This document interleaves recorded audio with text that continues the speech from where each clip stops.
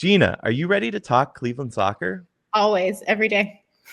I love it so much. I've been excited for this for a while now. Um, for those that don't know, I don't know how you wouldn't because it's everywhere, but Cleveland is getting not one, but two professional soccer clubs and a new stadium to boot. To start things off, because that's a lot, I want you to walk us through why now? Why is the time right in Cleveland for this project? How did it get off the ground and where do you see it going? Why now? Because it's about damn time. That's a Cleveland, great answer. Cleveland is the last top 20 market without professional outdoor soccer, and we are. I'm biased, but we're the best sports town in the world. And we have a history, whether it's the Crunch or whether it's our like local clubs or even our ethnic communities. Like we have a history of like that's deep in soccer. We have the fans, and this isn't the first effort to bring professional soccer to Cleveland. It's just failed along the way. And, I feel like we are the right people at the right time to make this happen. But we are, I feel like we do have a sense of urgency now because in 2026, when the World Cup is in the United States, we're expected to pick up another 35 million fans. And we don't want to miss that. And when the Women's World Cup comes to the United States in 2031, we want to be a site for that. So we want to start building the foundation for professional soccer in Cleveland, start building the fan base for not only our professional teams, but all of our local teams, which we have really great local grassroots clubs all around Northeast Ohio. We want to fill every stadium for soccer and be able to prove without a doubt that this is a soccer region, and also support the talent that can come out of this region, but does not have the pathway or even the support system to, help them elevate. Gina, for the viewers that don't know, the leagues that both the men's and the women's team, can we get some background on that? Just for people who don't know, people who aren't fully aware of everything that's going on so far. Yes, this can be an entire college class, but so there are two sides to the U.S. soccer system. There's the men's side and the women's side, and there are three professional tiers, and then there's amateur.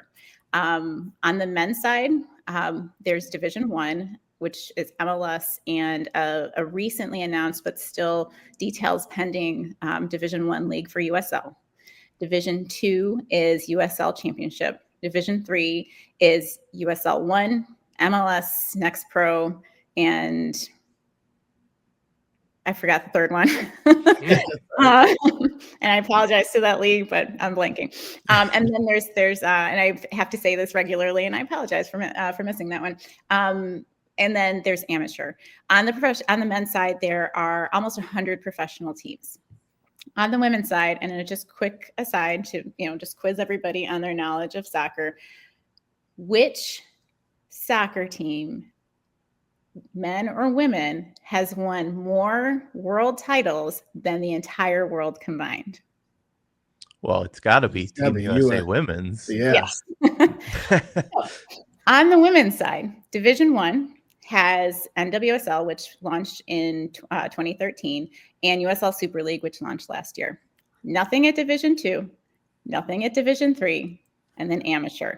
There are currently 22 teams. We dominate in the world on the women's side, yet we don't support that structure. So that's that. And at the bottom of that are a large number of amateur leagues. And the talent, especially on the women's side, is phenomenal at that amateur level. On the men's side too, not to discredit that at all. But there's a lot of soccer that's happening in the United States, and we, there are places to fill, and that's where we're working now. The league that we joined, and I don't want to go too far off course, the league that we joined will be Division II women's league for on the women's side, and on the men's side, it'll be a Division III MLS Next Pro.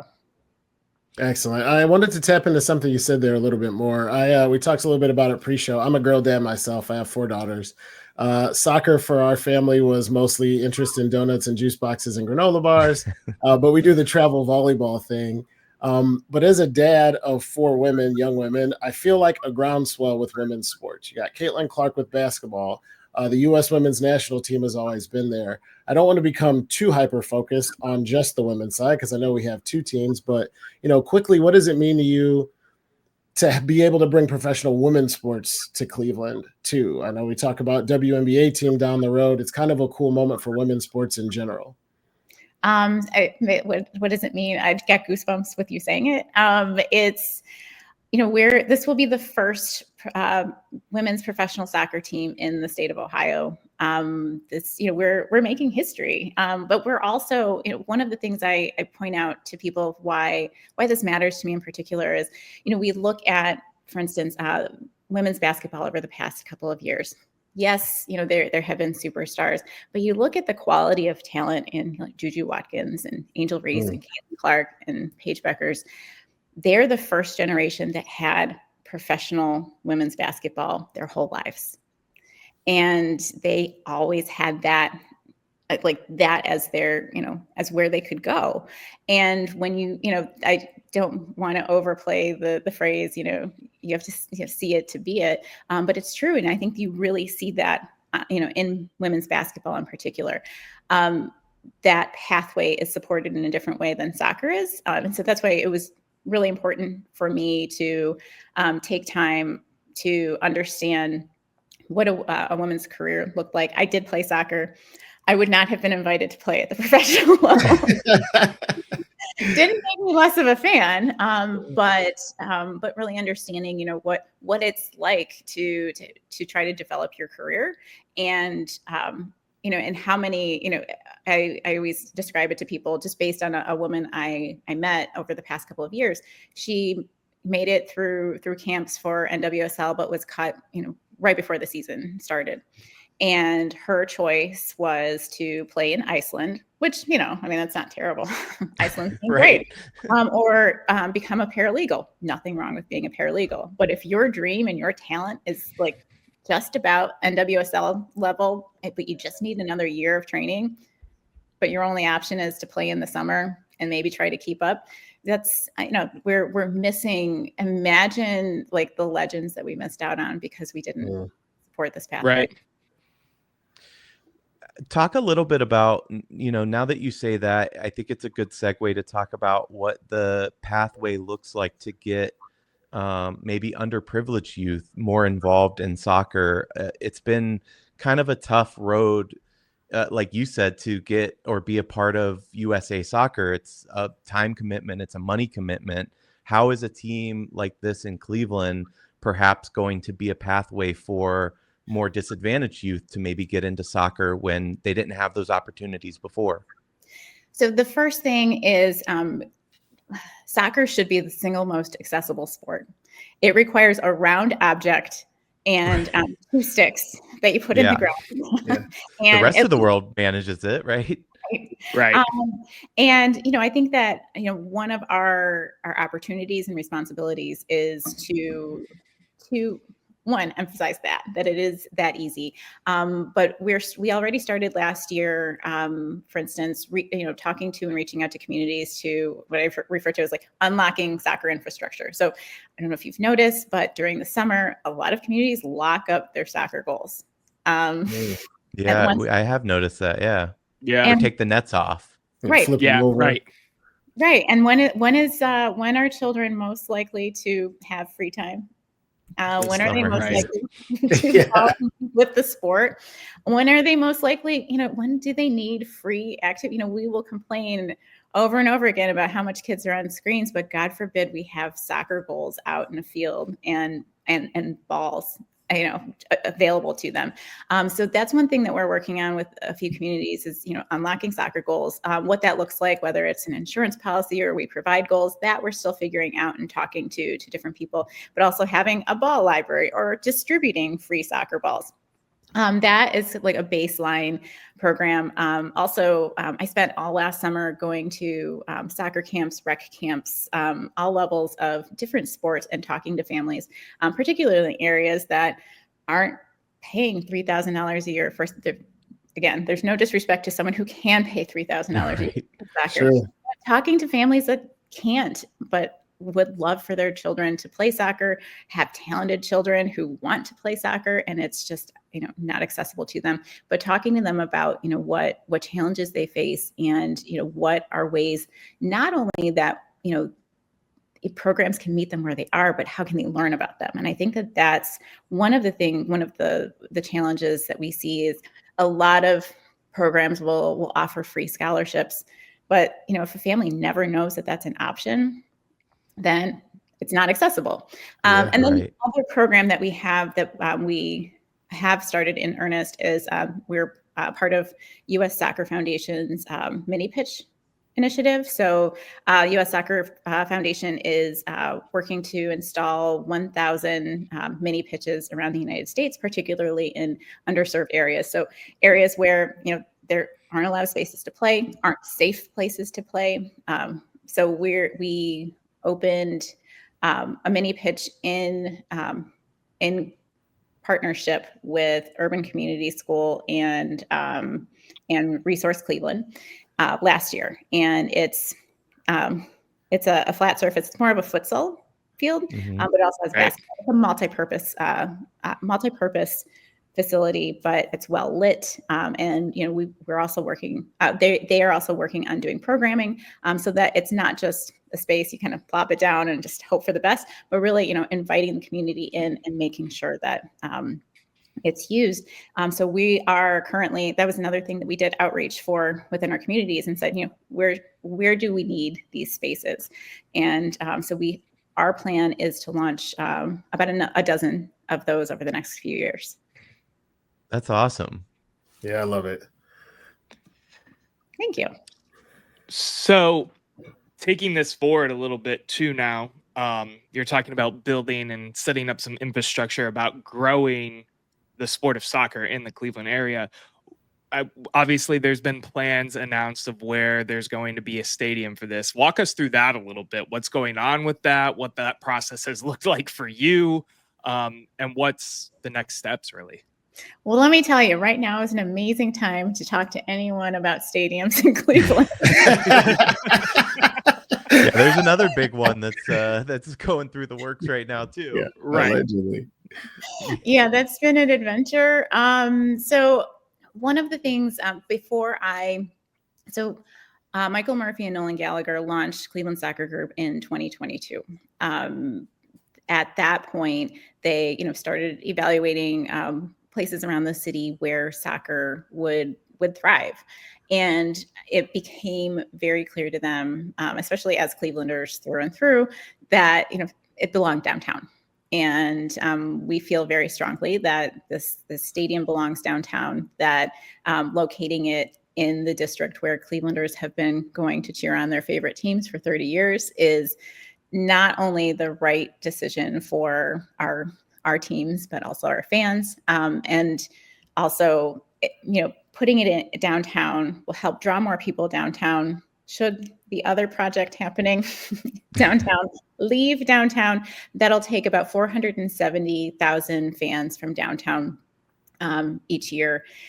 With our two teams and the roughly total 60 plus events we intend to have in the stadium a year, we'll draw about 400,000 people downtown for the games, not counting anyone who's just down to party. But we also wanted to make sure that it was in a place that would be accessible by public transportation, by foot, by bike. So when the site was identified, the process of acquiring the land, there are, I don't really know the proper words for it, but basically Cleveland Soccer Group needed to find a public entity to be the dance partner to acquire the land. And I mean, in greater Cleveland, I feel like there's no other organization that touches things and it turns to gold than greater than the Cleveland Metro Parks. And so we were very fortunate that they not only wanted to partner in this because they understood the value and the power of activating that space in South Gateway. And so for anyone who's not familiar, our stadium site is diagonally across the street from Progressive Field. I feel like only in Cleveland, so I'm from Cleveland, so I can say this. Only in Cleveland would you find 14 acres of vacant property. That's a good right point. across the street. Yeah. Across the street from, just waiting to have a soccer stadium built on it. But the Cleveland Metro Parks saw the opportunity to activate that space, not only for soccer, but a park around it, but and also a way to connect their trails. So it'll actually connect a handful of their network of trails so that we will have, greater access for bikes and walking, but also generally being in the park that surrounds it, giving people another public space to spend time in. Did I answer your question? Yeah. I think well, just off of that real quick, when are you guys breaking ground on the whole thing? I'm sorry, we would love to break ground by June. Okay. There, as I said, the right now there are so many, there's just a lot of drama around stadiums right now that ours is on track and it's doing fine. We just, are trying to brace ourselves for any residual feelings that may come from it. On track and on time is good for any project in Cleveland, especially a stadium project. Yes. And anytime there's cranes on the skyline downtown, it's good for the economy. Yes. We talked a lot about what the stadium's going to be like, how it got here. I want to talk a little bit about experience. Now, I know it's way too early to get into like cool menu items or things that you're going to be doing in the stadium, specifically with players and promotions. But you're a chief marketing officer. We all have some experience in marketing as well. I want to talk a little bit about the brand. We talked before the show again about how important Northeast Ohio is to Clevelanders, how we love where we're from. Talked about the Metro Parks, and we've all seen everything from the Cleveland Cliffs patch going on the Cavs jerseys to the complete rebranding of the Indians into the Guardians. So brand matters, locality matters. How are you incorporating all of that into the brand that you're going to bring forward with the soccer teams? So the very first thing is talking to our fans. And for anyone who isn't familiar, last year we were in the running for an NWSL team. We ran a campaign to kind of demonstrate, not just show up to our presentation with market data, but have market data, but also real people. Like, here are thousands of people who said, we'll show up to these games.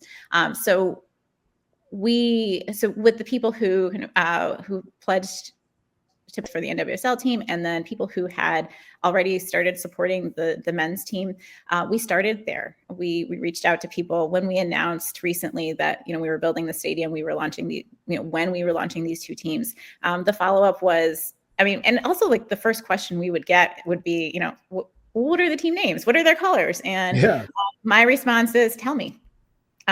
So we issued a couple of brand surveys. This is just the beginning of kind of a feedback cycle that we want to build this from the ground up. We want to, we want to grow this together.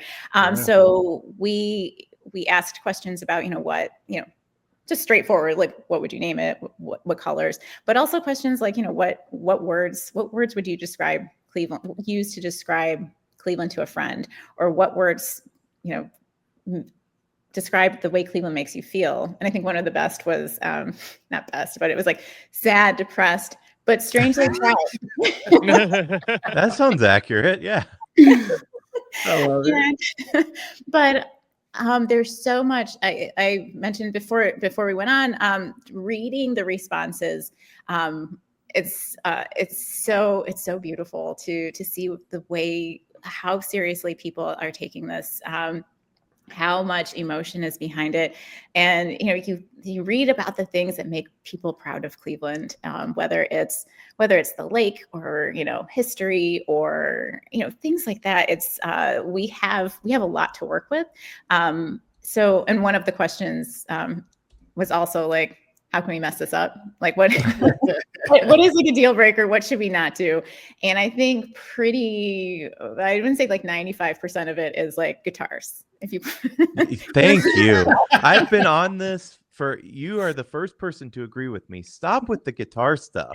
It's overdone. Thank you so much. The Which question is funny becomes, because we what do you did re- have. Go It's ahead, funny Noah. because we did have a viewer comment that said no guitar, please, but I didn't know if I should put it up or not. And then you said the guitar thing, so here we are. Hey, Thank listen to you great. talk about the Portland Hearts of Pine and the kit you have on today. I know whatever you end up with, the job is in very capable hands. You clearly have a passion for it.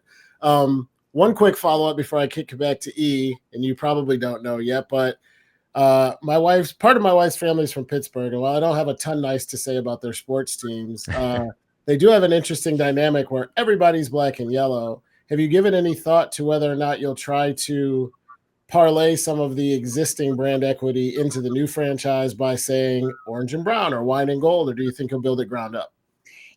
I've thought a lot about that, and I look at again similarly. I'm like, oh, Pittsburgh, but Yeah. good idea. And I feel like Houston kind of has that going. Oh yeah. But maybe not all the teams, but at least some of them. And if we as a city had done that, I think it would be cool.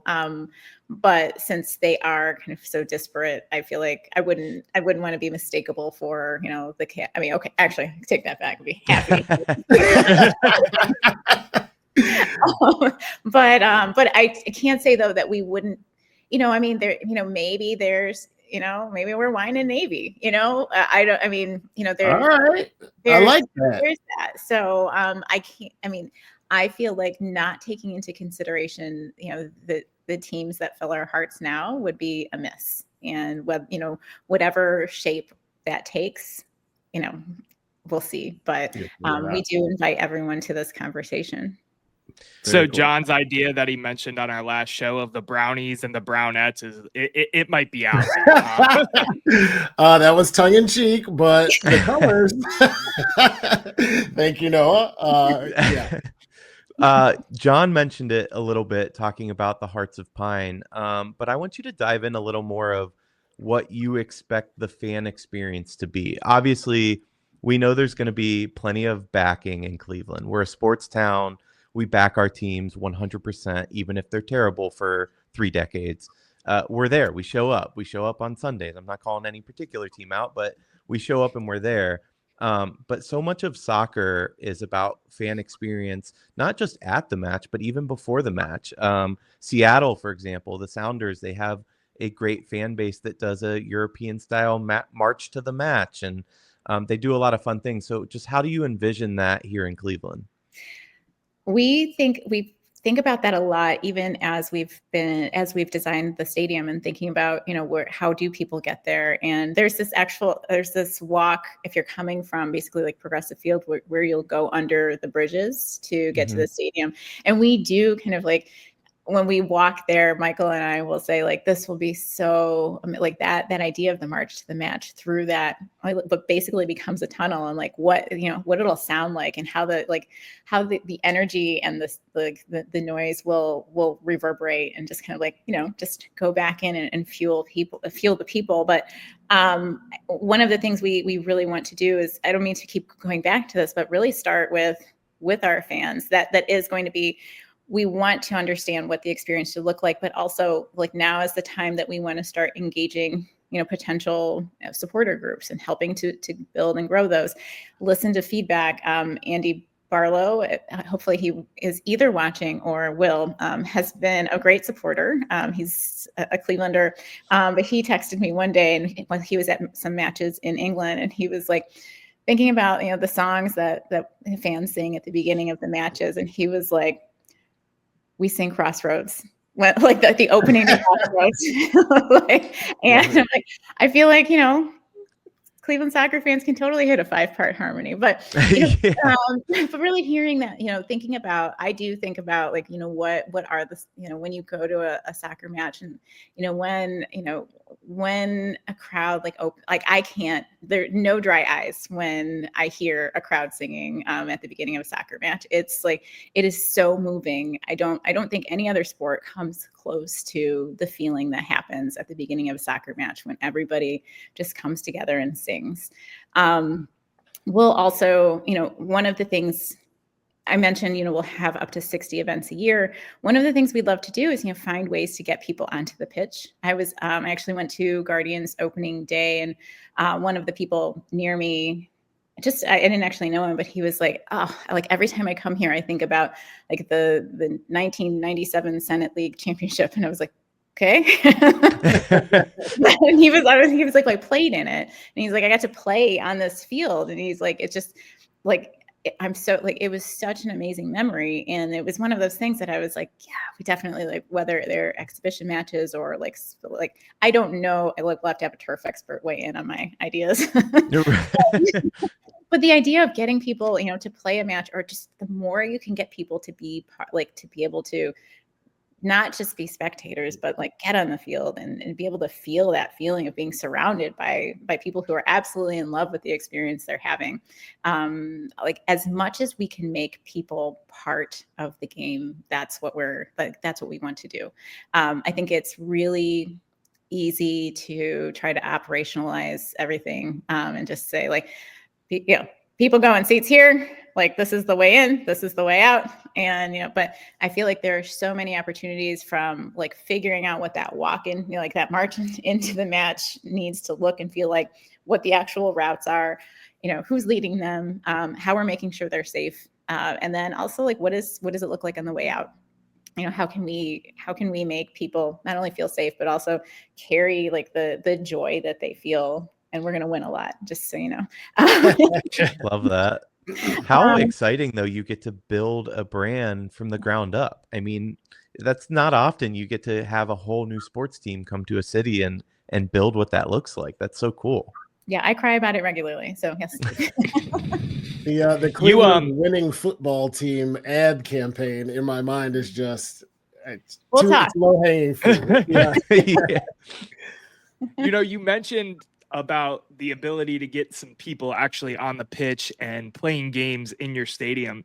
Have you dove down the idea of like maybe some high school matches, anything like that? That's something I thought of in my past working in minor league baseball. There was a lot of high school games that got to be played on those stadiums. Anything like that come up yet? I know it's super early as well. Actually, we have LOIs already signed from St. Ignatius and St. Ed's that they'll use this for their matches, or for their soccer matches. And I'm not sure if they'll also use it for other field sports, because we are building this so that it can be, the paint that'll be used on the field will be easily changeable. Without being cheap. It's actually not cheap at all. No.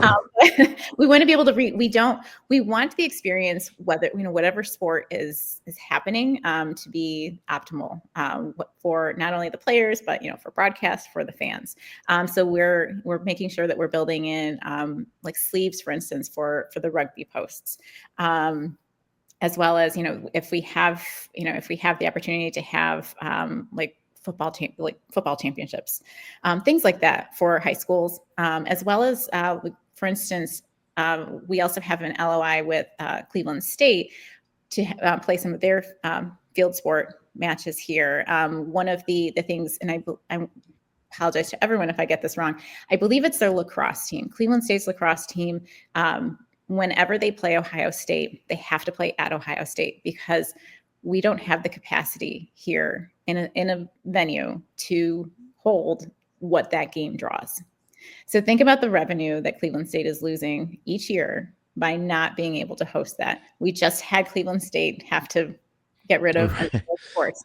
If this can be one of those things that helps draw more people, and think about too, like, what does it do for the school, for recruiting? What does it do for revenue for their sports programs? So we definitely are thinking about high school, and how, like, I think that those, like, how cool would it be to play your high school matches at a professional stadium? Yeah. And we started with the schools that are nearby, but we're every day we want to talk to everybody. We need to be responsible with what's going to destroy the pitch. But and that's something we'll figure out, along the way. But we want to we want to build this as a community asset. Too often, I think that's, and it's all due respect to all sports, I feel like soccer is the one that is the community sport. It's the one that welcomes everybody in. And that's what we want to create with this stadium and with these teams.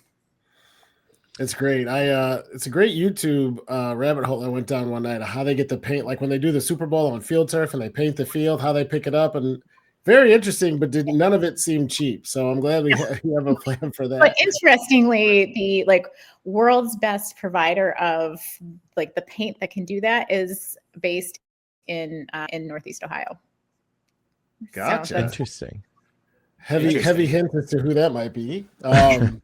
It's actually not Sean I was gonna say potential kit sponsor, maybe. Yeah, really. So I had a question. You were talking about walking through the tunnel and the natural tunnel. I think it's a bridge with people with their hands up right now, but it's going to be more. When you have high school football, which is huge in Northeast Ohio, other teams having soccer, I think men's Akron team could be somebody who might drive up for a game too, even though they have their own space. They were national champion competitors at one point. I'm not sure if they still are, but it seems like there's going to be the need for a game day experience. And on that side of Progressive Field, there's not a whole heck of a lot going on in terms of bars, restaurants, hangouts, pregame places. If you want people to come to the game singing as they move in, a little liquid courage always helps. So I was going to ask you about the economic development. Are there any other plans for any bar, restaurant scenes or anything else that's going to go in as part of the stadium project? The W Sports Bar opens in Gordon Square tomorrow. We have a little space etched in for them, but for sure, that's something that we do see an opportunity with the stadium itself. We want, we do have to figure out realistically year-round non-game day feasibility of businesses that will be there. But long-term, we would love to have that be a district that people go to. In sports district, too often the outer parts of arenas and stadiums are the doors to the venue. There's not ground level opportunities to engage. That's something we want to figure out how, is that feasible for that space? Because we will be building, an activated park in that area. Is there a way that we can, draw enough foot traffic that that business is viable there? There's also a lot of additional land near, around the stadium. Mm-hmm. We would love, in the long term, similar to what Kansas City has done around CPKC Stadium, they built the stadium and sell out every game. And, they draw a lot of people to a space that was nothing before. And so now they've already broken ground on a much larger, live, work, play type of development. We'd love to see that for the district that we're in. We will have on-site places to drink and eat and play. We have that kind of sketched into our plan, and we have started preliminary conversations, but we don't have the complete, we don't have the businesses signed yet. Gotcha. You mentioned the W Sports Bar opening up. That is a women-focused sports bar, right? You want to talk a little bit about that? Because I know you mentioned it to me. Yeah. It's kind of exciting. Yeah, so it's the W Sports Bar is Shelly and John Pippin, who own Brew Nuts, and Allie Claren and Cassie Kopp, who are from state champs. This idea came about for them last year. We started hosting watch parties for NWSL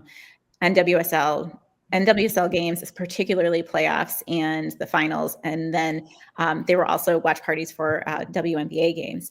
And the turnout was mind-blowing. When we hosted for the NWSL finals, I'm pretty sure we broke every law imaginable. Brunettes was just there were people who turned away. It was packed, and it was such an amazing feeling that people, it was, there wasn't a Cleveland team in it. It was right. The NWSL finals, and the energy that was there was you really felt like, one, that this is like something that's like early. It's still early in women's sports. It hasn't just begun at all, but still early, and the momentum is going to continue to build, and the whole industry is going to continue to build. But earlier in the summer, fall, I know that group of people were like, this is really something. Like we're missing this. Like Brunettes, I feel like has been the place that where people would go to watch women's sports.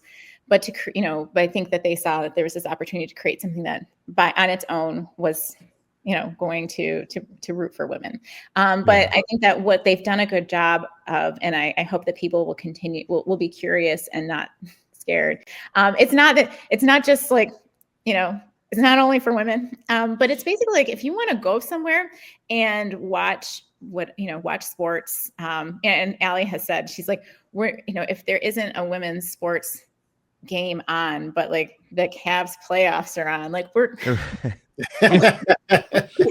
Cavs on. She's like, it's not, I mean, it is like, it prioritizes women's sports, but it's really about creating a welcoming sports viewing experience where, you can have good food, you can have a good environment, but there's just not like jerk energy. And I feel like that's like one of the big differentiators for it. It's like you can go there and just relax and enjoy yourself. And, everyone there who's a sports fan, I'm sure will still have their competitive edge, but just like not that thing that's going to lead to a fight. Yeah, they need the like Planet Fitness has the lunk alarm. They need that version where they can sound it and just kick people out. I was gonna say this podcast has jerk energy sometime, but Eric's being nice today. Oh, yes, okay. he is. Yes, he is. Wow. Well, Gina, I think I speak for all of us when I say that Cleveland soccer and Cleveland women's sports is in good hands. Just speaking to you, it's clear that the passion is there. Do you guys have any last thoughts before we get her out of here? I know we've kept you up late. You said it's past your bedtime already. I don't want to keep you all night. Yeah. I've made it. I'm ready to party now. Just the last one for me would be if you could leave our listeners with one thing you want them to know about the project and women's soccer and men's soccer and everything that you're bringing to Cleveland, what would it be? Right now, we have an opportunity to, I don't know what your policy is on language, but we have the opportunity to knock this shit out of the park. Excuse the mixed metaphor. We have a responsibility and an opportunity as this soccer brand to fill every soccer stadium. It's not just about adding 2 professional teams on top of everything. We want people to show up to every Cleveland SC, every Akron City SC, every Ohio City SC, every Internationals and Force game. We want people to start showing up for soccer and, making it part of what they do. And, whether it is going to a match, watching it on TV, unlocking your soccer goals so kids can play during the summer. It's not just about that game in particular. It's such an easily accessible thing to engage with that, you here and makes people happier. And at a time when, I feel like we can all kind of try to find something to agree on and feel good about. Like, I think that this can really help, in just a really minute way. So I think that, getting out and support your local Cleveland or Northeast Ohio soccer team. And we also welcome everybody to weigh in on what we should build and how we can make something that they will love and very proudly wear. I love that. Last words, Noah? Yeah, so I was told to table this question until the very end, so now I have to ask. God. I saw you had some wrestling fans in your life, and I am a resident wrestling fan, so I got to know, favorite pro wrestler? The Rock. No, what's the luchador guy? No, I'm not gonna remember his name. Rey Mysterio? Thank you. There you go. Rey Mysterio. We got our answer. So Noah was dying to know that one. Well, if you saw I don't know if you saw the pictures when we went to SummerSlam. I saw you had the mask on, yeah. But I forget. I've recently started forgetting like friends' names, so there's no way I would remember my favorite wrestler's name. No, totally valid. You got a full plate for sure. Love it. Well, I will leave both you and Ethan with my final thoughts, which is London is blue. So you guys can keep your Spurs. But Gina, it was so nice to have you on. I know we could talk Cleveland sports and women's sports for hours, but thank you so much for joining the show. Thank you. It was an honor to be here. It was great conversation. Thanks, Gina. Thank you.